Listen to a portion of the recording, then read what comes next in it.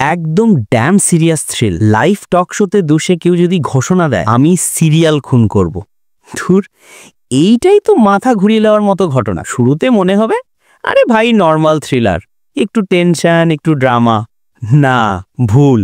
মাত্র কয়েক মিনিটেই গল্প এমনভাবে মোড় ঘুরিয়ে দেয় যে আপনার মাথায় ঢুকে যাবে এইটা তো ড্যাম সিরিয়াস খেলা, এখানে কিছু বড়সড় কাণ্ড ঘটতে যাচ্ছে। মুভি আরিয়ান।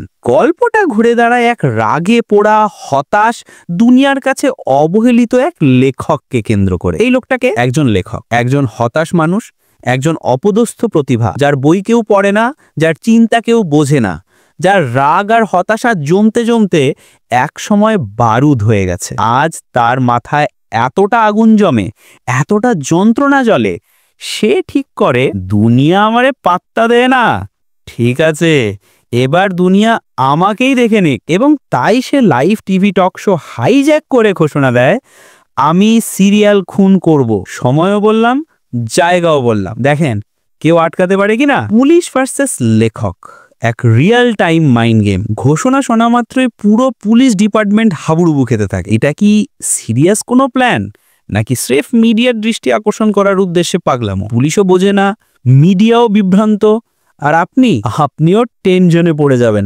দাঁড়ান, এই লোকটা কি আসলেই মারবে, নাকি পুরোটাই আর একটা ভয়ঙ্কর খেলা? মুভির সবচেয়ে জমার দিক এক, পুরা টাইম সন্দেহ রাখে। থ্রিলার যেটা একটুও নড়াচড়া করতে দেয় না। আপনি বারবার সন্দেহ করবেন লেখক কি সত্যি খুনি, নাকি কেউ তাকে ব্যবহার করছে, নাকি সে মিডিয়ার সামনে নিজের ব্যথা তুলে ধরার জন্য সব সাজিয়েছে। এত প্রশ্ন, এত বিভ্রান্তি আপনাকে শ্বাসযুদ্ধ করে রাখবে। দুই, লেখকের মাথার প্যাচ, তার বক্তব্য, তার লেখা, তার চোখের তাকানো, সবকিছুতেই অদ্ভুত রহস্য।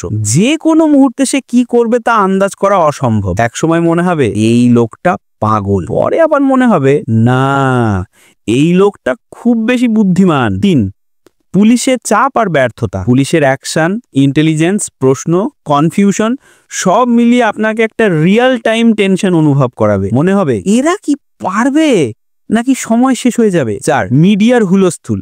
মিডিয়ার রিপোর্টিং, স্টুডিওতে প্যানিক, ব্রেকিং নিউজ, পুরো সমাজ কেমন দ্রুত গোলমেলে হয়ে যায় সেটা খুব বাস্তবভাবে দেখানো হয়েছে। মুভির ভিজুয়াল প্লাস স্ক্রিপ্টিং স্টাইল সম্পর্কে কথা। ক্যামেরার কাজ দারুণ।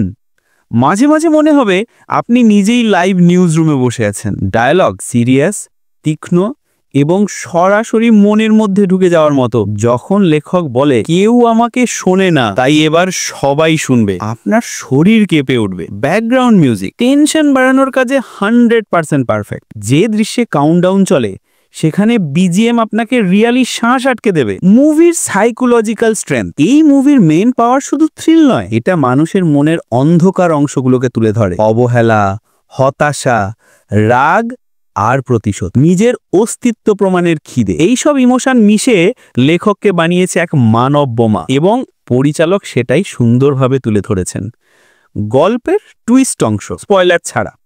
মুভির দ্বিতীয় অংশে আপনি যেটা ভাববেন যে এই খেলা বুঝলাম, হঠাৎ ধাম নতুন টুইস্ট, আরো কনফিউশন, আরো টেনশন। আপনি নিশ্চিত থাকুন মুভি আপনাকে 3 বারের কম ধাক্কা দেবে না। শেষ কথা, যদি আপনি সেই টাইপ মানুষ হন যেই থ্রিলার দেখলে মাথা কাজ করা বন্ধ হয়ে যায়, হাত ঘামে, বুকে ধুকধুকানি বাড়ে, তাহলে আরিয়ান আপনার জন্য ফুল অ্যাডিকটিভ থ্রিলার। এমন থ্রিলারে স্কিপ করার কোনো সুযোগই নেই। একবার চালু করলে চোখ সরানোর ইচ্ছে হবে না। এটা শুধু থ্রিলার নয়, এটা একটা রিয়েল টাইম মাইন্ড গেম, একটা রাগ ভরা মানুষের প্রতিশোধের রূপ, একটা লাইভ দুনিয়ার সামনে হুমকি যা আপনাকে শেষ পর্যন্ত আটকে রাখবে। এমন দুর্দান্ত সব মুভির রিভিউ, আপডেট আর ব্রেকডাউন পেতে সাবস্ক্রাইব করুন দ্য ওয়ার্ল্ড অফ মুভিজ। আর ভিডিও ভালো লাগলে অবশ্যই লাইক, কমেন্ট এন্ড শেয়ার দিন।